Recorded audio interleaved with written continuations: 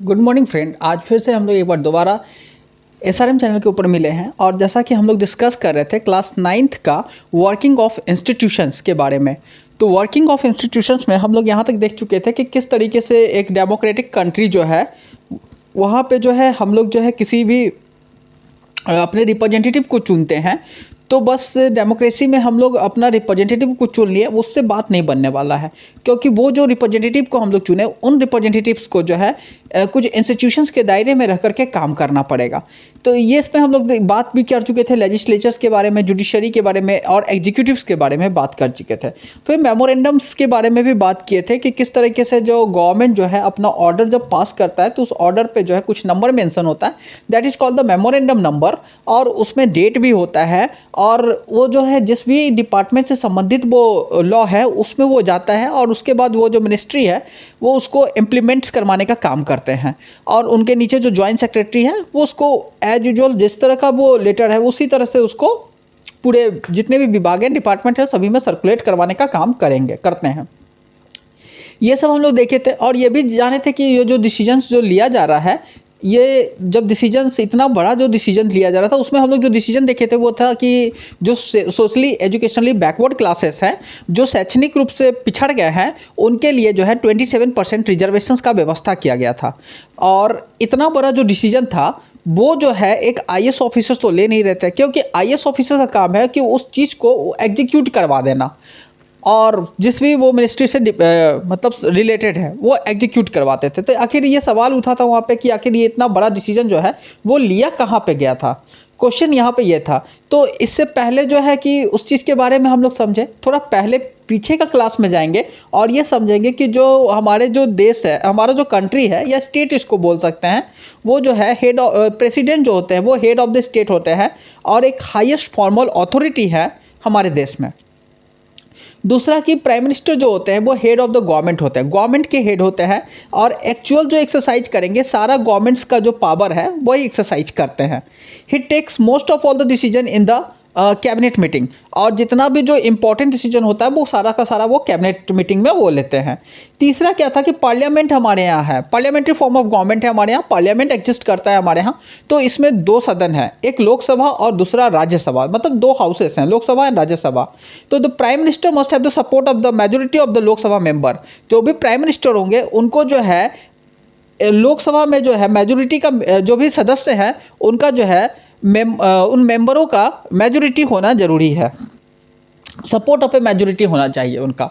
और इसमें so where all this people involve in the decision regarding the office memorandum, और यही लोग जो है वो इन्वॉल्व रहेंगे जो ऑफिस मेमोरेंडम का जो डिसीजन लिया गया उसमें।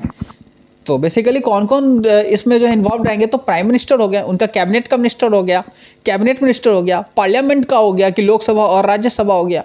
ये सब जो है उस जो इतना बड़ा जो डिसीजन हम लोग देखे थे कि 27% रिजर्वेशन जो है एससी बीसी को या ओबीसी को दिया जाए, तो ये जो है कोई ज्वाइंट सेक्रेटरी साहब नहीं ले रहे थे। ये जो डिसीजन लिया जा रहा था वो प्राइम मिनिस्टर के द्वारा लिया जा रहा था, उनके कैबिनेट मिनिस्टर्स के द्वारा लिया जा रहा था और साथ ही साथ ये दोनों हाउसेस में लिया जा रहा था कि लोकसभा और राज्यसभा में। तो चलिए, ये जो ऑफिस मेमोरेंडम था वो द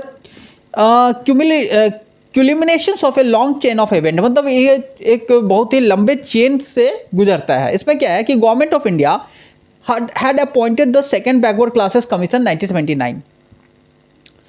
जब डिमांड उठा कि जो एससी बीसी हैं उन लोगों को, मतलब जो सोशली एजुकेशनली बैकवर्ड क्लासेस हैं, बैकवर्ड क्लासेस के लिए रिजर्वेशंस लाया जाए, तो ये भारत में जो है डिमांड उठा होगा। तो इस डिमांड पे जब ये डिमांड संसद में पहुंचा, पार्लियामेंट में हमारा, तो हमारे जो गवर्नमेंट्स थे वो क्या किए, यहाँ पे एक कमीशन अपॉइंट कर दिए और ये कमीशन जो है सेकंड बैकवर्ड क्लासेस कमीशन था। तो इसका गठन हुआ था 1979 में और ये जो था ये हेडेड किया जा रहा था बीपी मंडल के द्वारा। ये जो कमीशन है इसको पॉपुलरली हम लोग जानते हैं मंडल कमीशन के नाम से। और taken for their step to be taken for their advancement, the commission gave its report in 1980। Commission जो है 1980 में अपना रिपोर्ट जो है दे दिया, मतलब विद इन 1 ईयर्स के अंदर 1979 में इसका फॉर्मेशन हुआ था, मंडल कमीशन आया और 1980 में वो अपना डिसीजन दे दिया। डिसीजन देने के बाद इसमें रिकमेंडेशंस था कि 27% जो है गवर्नमेंट जॉब जो है वो रिजर्व कर दिया जाए सोशली और एजुकेशनली बैकवर्ड क्लासेस के लिए। रिपोर्ट और रिकमेंडेशन व डिस्कस इन द पार्लियामेंट, जो रिपोर्ट था या उस पर डिस्कशन हुआ पार्लियामेंट में फॉर सेवरल ईयर, बहुत ही सालों तक उस पर डिस्कशन चला। Many parliamentarians and parties kept demanding the implementation of the commission recommendation. तो जो कमीशन का रिकमेंडेशंस था उसको बहुत सारे जो पॉलिटिकल पार्टी थे या पार्लियामेंटेरियंस थे वो लोग जो है बोल रहे थे कि इसको लागू करने के लिए। Then came to the Lok Sabha election, और उसके बाद जो है लोकसभा इलेक्शंस आ गया, और ये लोकसभा इलेक्शंस था 1989 में। इन इस election manifesto of Janata Dal, एक जनता दल जो है एक पार्टी हुआ करता था, और ये जो है प्रॉमिस किए कि अगर उनको वोट मिला, अगर वो पावर में आए, तो वो जो मंडल कमीशन का रिकमेंडेशन है उसको वो इम्प्लीमेंट करवा देंगे। मतलब election manifesto the Janata Dal promised that if voted to power it would implement the Mandal commission report. The Janata Dal did form the government after this election, और ये जैसे ही इलेक्शंस खत्म होता है जनता दल जो है अपना गवर्नमेंट जो है फॉर्म कर लेता है। वो उसको मेजोरिटी आ जाता है, मतलब majority of the member of the Lok Sabha मिल गया जनता दल पार्टी को। अब इट्स लीडर थे इनके जो नेता थे वीपी सिंह। मतलब कोई भी अगर पॉलिटिकल पार्टी है तो उसके एक नेता होते हैं, और इनके नेता थे वीपी सिंह। तो वीपी सिंह जो थे विश्व नारायण प्रताप सिंह पूरा नाम था इनका, और इनको जो था वो हाउस ऑफ द लीडर चुना गया, मतलब प्राइम मिनिस्टर का पोस्ट जो है इनको मिला, और ये प्राइम मिनिस्टर बने। Several development took place after that, और इसके बाद बहुत सारा डेवलपमेंट हुआ। देखिए क्या हुआ था कि the president of India in his address to the parliament announced that the intentions of the government to implement the recommendation of the Mandal commission. तो जब प्रेसिडेंट ऑफ इंडिया जो थे, राष्ट्रपति जो थे भारत के, जब वो एड्रेस कर रहे थे पार्लियामेंट को, तो वो उसी समय वो अनाउंस कर दिए थे कि उनका जो इंटेंशंस था कि जो मंडल कमीशन का जो रिकमेंडेशन है उसको इम्प्लीमेंट्स करवाना।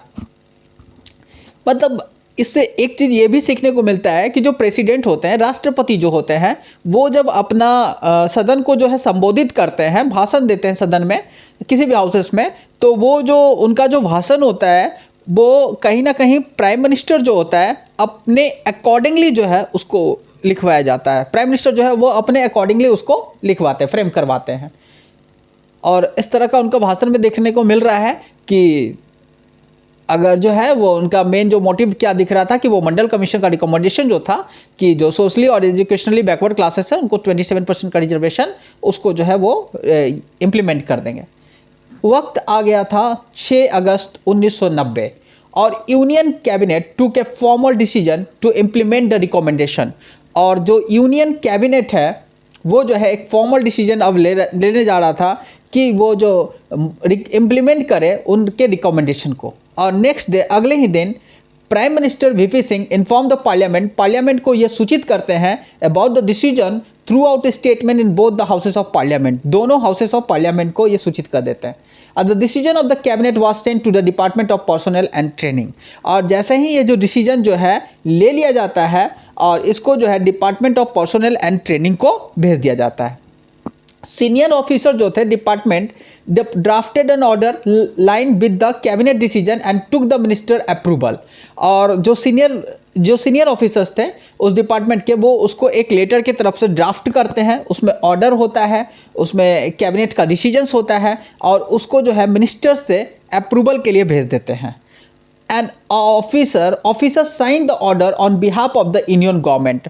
और यूनियन गवर्नमेंट्स के बिहाफ में जो ऑफिसर होते हैं उस पर साइन कर देते हैं। और this was how memorandum number 36012/31/90 was born on August 13, 1990.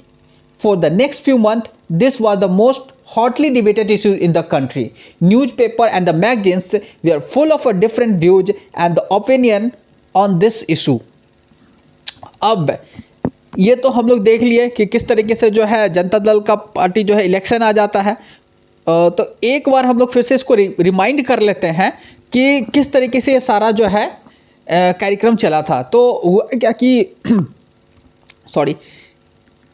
एक जो है डिमांड उठा कि भाई जो बैकवर्ड क्लासेस हैं उनके लिए रिजर्वेशंस का व्यवस्था किया जाए इंस्टीट्यूशन में या गवर्नमेंट ऑफिसेस में, मतलब जॉब में ये जो है रिजर्वेशंस दिया जाए। तो अब क्या हुआ कि इसमें पार्लियामेंट में ये पहुंचा। पार्लियामेंट क्या करता है, गवर्नमेंट जो क्या किया कि गवर्नमेंट जो है एक कमीशंस का गठन कर देता है। अब वो सेकंड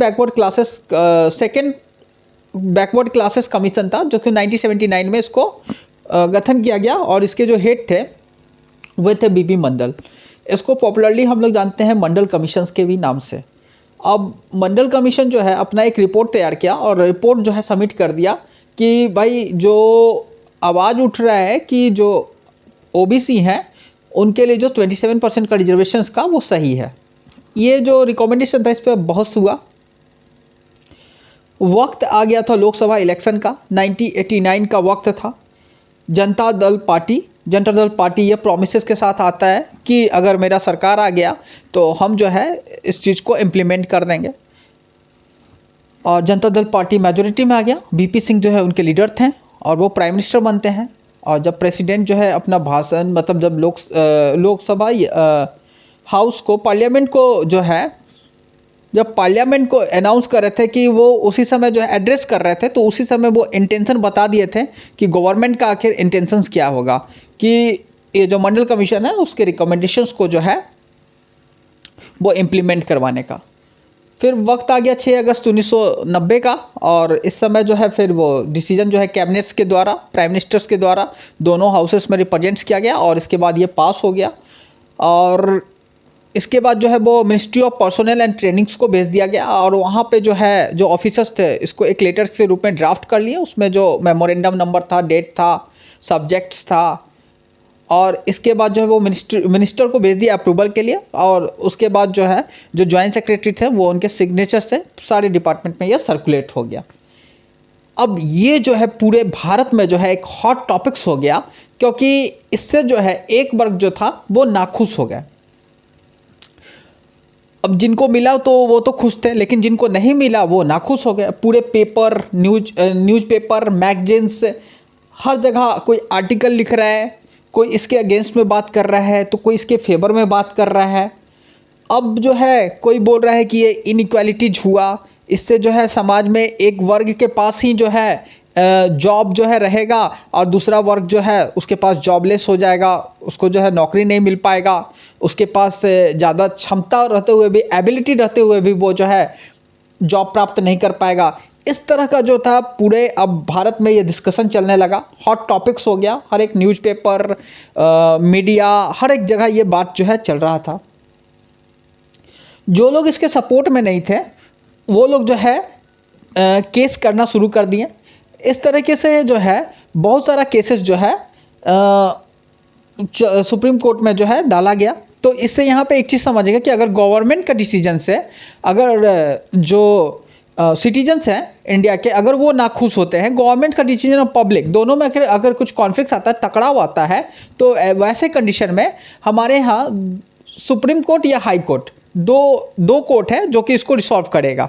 तो स्टेट के मैटर में हम लोग स्टेट कोर्ट, हाई कोर्ट को अप्रोच करते हैं। लेकिन जब ये जो था बिल जो था सेंटर का मामला था, तो ऐसे में हम लोग सुप्रीम कोर्ट को अप्रोच करते हैं। तो सुप्रीम कोर्ट में बहुत सारा केसेस जो है दायर किया गया कि ये जो है इनइक्वालिटीज हुआ। तो सुप्रीम कोर्ट इन सारे केसेस को जो है एक साथ करके, क्लब्ड करके, और इसमें एक और केसेस था इंदिरा साहनी केसेस, इसको नाम दिया गया। इस टोटल केसेस को जो भी केसेस कर रहा था सारे को क्लब्ड कर दिया गया एक साथ और नाम कर दिया गया था Indira Sahni other versus union of India case. अब ये केस हुआ, इसमें जो है 11 जो है जजेज बैठे। और हम लोगों को क्लियर होना चाहिए कि जब सुप्रीम कोर्ट होता है, जब सुप्रीम कोर्ट में कोई भी केस है, तब उसके लिए एक जजेस का बेंच बैठा दिया जाता है और वो जो बेंच है उस खास टॉपिक्स पे जो है डिसीजंस लेगा कि क्या ये सही था या क्या गलत है, वो जो गवर्नमेंट्स का ऑर्डर है ये सही है या गलत है, या जो लॉ बनाया गया है गवर्नमेंट्स के जरिए। तो अब क्या हुआ, 11, यहाँ पे एक नंबर याद रखिएगा कि 11 जजेस का बेंचेज, मतलब इसमें ऑड नंबर रखा जाता है, इवन नंबर नहीं। इवन नंबर अगर रखा जाएगा तो कभी बराबरी आ जाए, जैसे 8 रखा जाता है, 4 डिसीजन, 4 उनके फेवर में चला, 4 इनके फेवर में। इस कारण से हमेशा जो है इवन नंबर को चूज किया जाता है। और सुप्रीम कोर्ट जो है डिक्लेयर करता है ये 1992 में कि that this order of the government of India was valid. वो लोग चाह रहे थे कि इसको इनवैलिड कर दें, लेकिन जो है डिसीजन गवर्नमेंट सुप्रीम कोर्ट का डिसीजन क्या आ गया कि ये जो ऑर्डर था वो वैलिड है।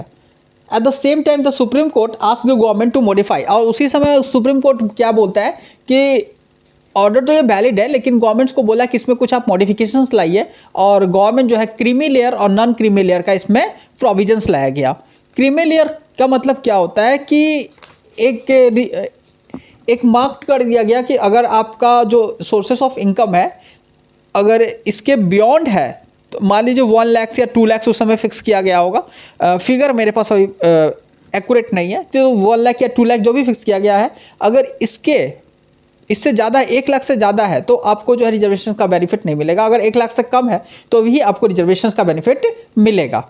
मतलब उसमें से छट जाएंगे बहुत लोग जो कि इस दायरे में नहीं आएंगे। मान लीजिए कोई जॉब कर रहा है, ऑलरेडी जॉब में है, या अच्छा बिजनेस वगैरह है, तो वो लोग इस दायरे से, रिजर्वेशंस के दायरे से जो है वो बाहर हो जाएंगे। तो ये सारा जो था केस था। चलिए इसके बाद फिर से हम लोग मिलेंगे, इसको कंटिन्यू करेंगे और देखेंगे आगे। बाय।